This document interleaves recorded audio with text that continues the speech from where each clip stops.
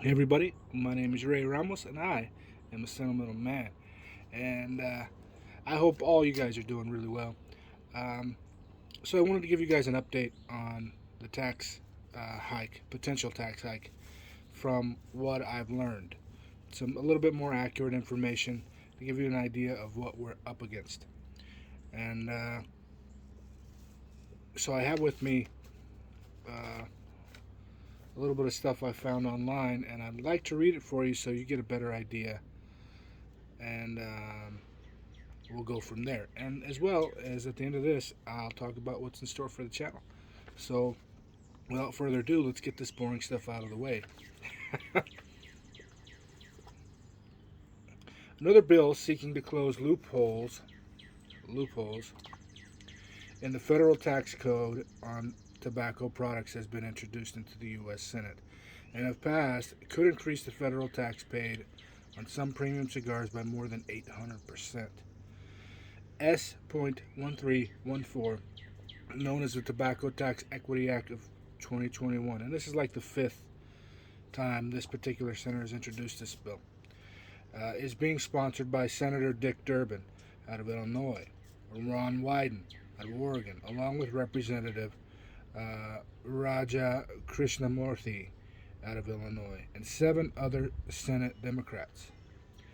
It comes on the heels of Durbin's Mama's Act, which was introduced in March as a way to reduce deaths of American mothers during and after childbirth by using additional tax revenue to fund research and establishment of best practices, as well as increasing the length of postpartum Medicaid coverage from 2 months to 1 year. Like previous versions of the bill, Durbin, a longtime critic of tobacco, is seeking the following changes: new taxes for e-cigarettes. E-cigarettes, good. I don't like that stuff. Doubling the tax on roll your own tobacco. A more than 16 times increase on pipe tobacco. Doubling the tax on small cigars. A massive hike for premium cigars. So we'll go into the price differences a little bit later, but 16 times. That's ridiculous, man. Absolutely ridiculous. Those taxes would be the price paid by importers. So before it even gets a chance to U.S. taxes, uh, people importing tobacco for us are going to get hit first, then it's going to trickle down everywhere else, I think. Which would then be built into the wholesale cost of the cigar. Retailers would then mark it up, usually doubling their wholesale cost. But where the tax would be most felt is in the states with an additional and uncapped tobacco taxes. That's a huge word. Uncapped, which means they can just do whatever the hell they want, as those are based on wholesale prices paid by the retailer. The federal tax increased would then increase the basis upon which the state tax is paid. A little bit more, guys. For example, if a Robusto cigar has a current MSRP of $9.50 per stick, the maximum federal excise tax paid is $40.26 per cigar, or 40.26 cents. I don't know. I don't know if that's just 40 cents. I think it's 40.26 cents. I'm an idiot, guys. I read stuff and I do the best I can. Uh, in a state like Florida, with no state cigar tax, the price before sales tax is likely $9.50. If either of the Durbin sponsored bills were to be enacted, that would likely increase to $12.01 per half wheel estimates. However, in a state like Nebraska, which has 20% tax on the wholesale cost of cigars with no cap, the same cigar with an MSRP of $9.50 likely costs around $11.40 before sales tax. Should the tax rate be changed to that in Durbin's plan, Halfwheel estimates that it would increase to $14.42. This increase would be more dramatic in states with higher wholesale costs and or on larger cigars. Data shows that the most effective strategy to prevent children from starting this deadly habit is to price it out of their range, said Durbin in a press release. This bill would help reduce tobacco and e-cigarettes used by ending loopholes that industry has exploited to target our children. If America can kick its nicotine addiction, it would go a long way to improving our public health for generations to come. This is from Durbin. The bill has been referred to the Senate Committee on Finance, where it awaits further action.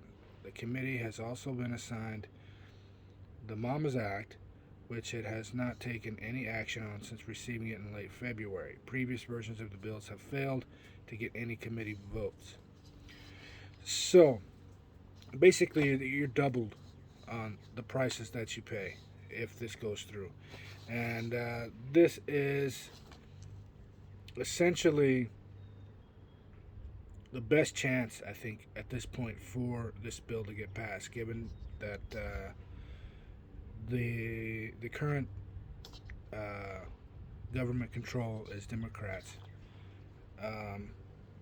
And there's always, every year, there's more pressure on the tobacco industry. And I think Mr. Durbin, Senator, I think you are very wrong in terms of increasing the price. That's a horrible strategy. I remember as a kid when I first when I first tried cigarettes, I didn't get it for any price. It was given to me, or I found it, or it was by a parent, or whatever. I mean, there was no financial exchange. By increasing the price, that's going to create a black market, a bigger black market than there already is. So, I mean, you're sorely mistaken there, sir. And I think you're going to be creating more problems than you realize. It's really a horrific thing. So, some of the senators that are involved in this, I'm not going to mention their names other than the ones that I've already mentioned. I will mention the states that's involved in this. That way you can contact your local representatives for those states. And I encourage everybody else to do the same. Let them know that we don't want this. So Illinois, Oregon, Washington, Ohio, Rhode Island, Connecticut, Massachusetts, and Hawaii. Those are all the states where their representatives are signed on to this bill. And this is horrendous. Horrendous. To get in a little bit of the numbers for pipe tobacco. Pipe tobacco is currently taxed at $2.8311. So just a little under $2.84 per pound. That's the taxes. If this passes, that would make it just about $45.30 per pound, which effectively would double, at minimum, and this is at minimum, it effectively double the price we're paying for pipe tobacco right now. Mr. Durbin, his estimates are all based off cigarettes, which is another thing that I don't understand. He wants the tax rates to be the same for cigars and pipe tobacco as the same for cigarettes. I could kind of see that a little bit with flavored cigars, mainly, and some flavored pipe tobaccos because there's chemicals not natural.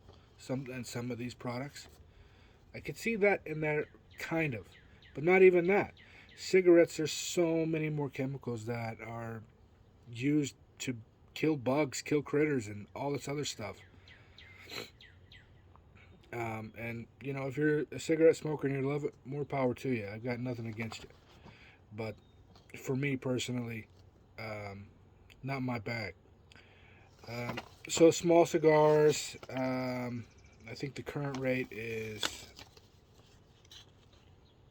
a little over $50 per thousand cigars. That's what this is saying. So this is like a little confusing thing for me. Um, anyway, I mean, I'm not going to go into this. I mean, you guys get the idea. It's going to double, in some cases, triple prices that we pay. And this information that I've got is from halfwheel.com. So you're more than welcome to go look that up. Also, if you would like to fight this and learn more about how you can fight it, there's a couple of websites that you can go to sign petition. And that's cigarrights.org. Thank you, Mike Roger, or Roger, however you pronounce your last name, for hitting me up with that one. Also, premiumcigars.org. They both do a wonderful thing, and they both are great advocates on fighting for our behalf. And the more involvement we can get, the better. So that's what I got on that. Do everything you can. I mean, share this. Do it everything you can. Get it around to people, and let them know that we have to be active. We can't sit back and let other people do this, because I think that's happened before. Too many of us just kind of sit on the sidelines and wait for other people to do something. At the very least, it takes 5 minutes out of your day to sign the petition. At the very least. And if we all can come together and be active in this, we got a shot at rebuffing this bill once again. Mr. Durbin has been doing this since 2015. Let's make it the last year he does this. That's what I would like.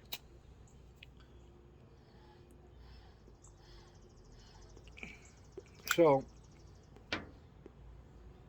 that's enough of the boring stuff. I will put those links in the description below.